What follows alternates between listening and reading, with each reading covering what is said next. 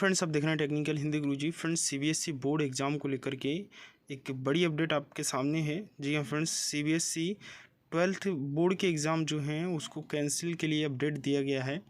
तो वीडियो में अंत तक बने रहेगा और अभी तक आपने वीडियो को लाइक नहीं किया हो, वीडियो को लाइक करके टेक्निकल हिंदी गुरु चैनल को सब्सक्राइब कर लें, बेल आइकन को प्रेस कर लें, जिससे हमारी हर वीडियो की नोटिफिकेशन आप तक पहुँचती रहे।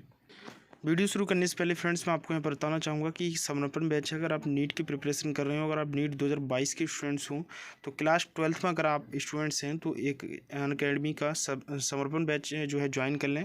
लिंक आपको डिस्क्रिप्शन में मिलेगी। हमारा रेफरल कोड TCA10 डाल करके इसको ज्वाइन करें, आपको 10% डिस्काउंट भी मिलेगा। बम्पर ऑफर ये है कि आपको 2022 में एग्जाम देना चाहते हैं नीट का, तो 12 महीने बाद 14 महीने जब भी एग्जाम होगा आपका ये सब्सक्रिप्शन कंटिन्यू तब तक चलता रहेगा। तो हमारे रेफरल कोड डालकर इसको यूज करें और आपको इंस्टॉलमेंट में भी मिल जाएगा। एक नर्चर बैच स्टार्ट किया गया है नीट 2023 के स्टूडेंट्स के लिए। आप देख सकते हैं, आप इंस्टॉलमेंट में भी ले सकते हैं 12 महीने का सब्सक्रिप्शन। हमारा यहाँ पर रेफरल कोड TCA10 डालेंगे तो आपको इंस्टॉलमेंट में भी लेने का मौका मिलेगा, साथ ही 10% का डिस्काउंट भी मिल जाएगा। प्रोसीड टू पेपर आपको क्लिक कर देना है। अनअकैडमी कॉम्बैट एवरी संडे रहता है, जो कि TCA10 डालकर हमारा रेफरल कोड डालकर आप यूज कर सकते हैं। इसमें टॉप 3 विनर्स को 100% स्कॉलरशिप दिया जाता है। तो चलिए फ्रेंड्स, मैं आपको जो वीडियो क्लिप है वो मैं आपको दिखा देता हूँ। पूरे देश में जिस तरह से कोविड के मामले बढ़ रहे हैं, अब हमें फैसला ले लेना चाहिए कि हमें ये परीक्षाएं टाल देनी चाहिए। अब सवाल ये उठता है कि परीक्षाएं टालेंगे तो करेंगे क्या? उसके लिए बहुत सारे विकल्प हैं।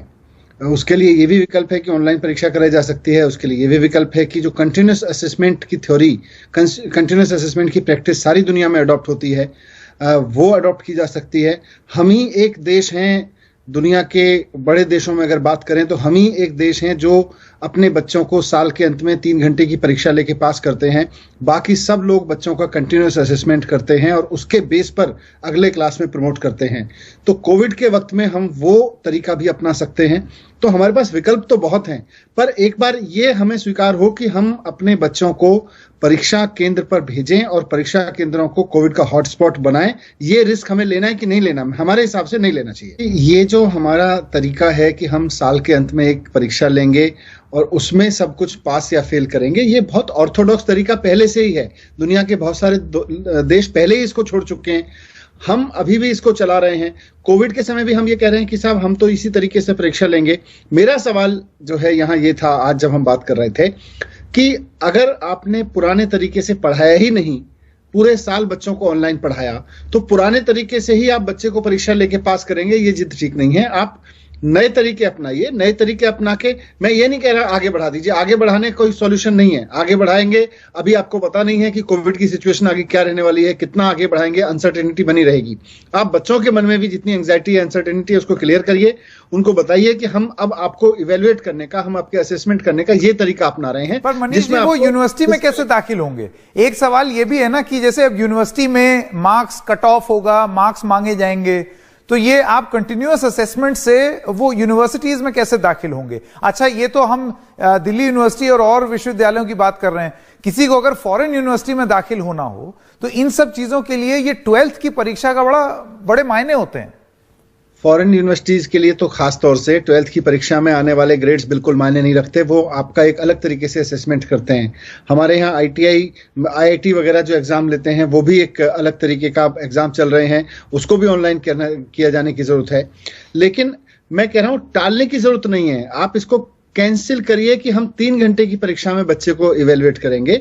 आप इवेल्युएशन का फॉर्मूला बनाइए और बच्चे को इवेल्युएट करिए। उसका, जैसे मैं अगर ऑफ हैंड आपसे बात करूं, पिछले 1 साल में आपने बच्चे को ऑनलाइन पढ़ाया है। उस बच्चे ने बहुत सारे असेसमेंट, उसके जो लगातार उसके कुछ यूनिट टेस्ट हुए होंगे, उसके टर्म एंड एग्जामिनेशन हुए होंगे, उसके आपने बहुत सारे प्रोजेक्ट्स दिए होंगे, उसके पार्टिसिपेशन रहा होगा बहुत सारी चीजों में, लास्ट में प्रैक्टिकल भी काफी हद तक हुए।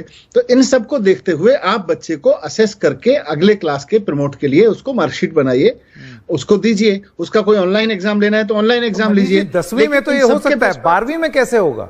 स्कूल लीविंग एग्जाम में ये कैसे लागू हो सकता है? क्यों नहीं हो सकता? 12वीं की भाई अल्टीमेटली 3 घंटे की परीक्षा में ही बच्चा पास या फेल होगा।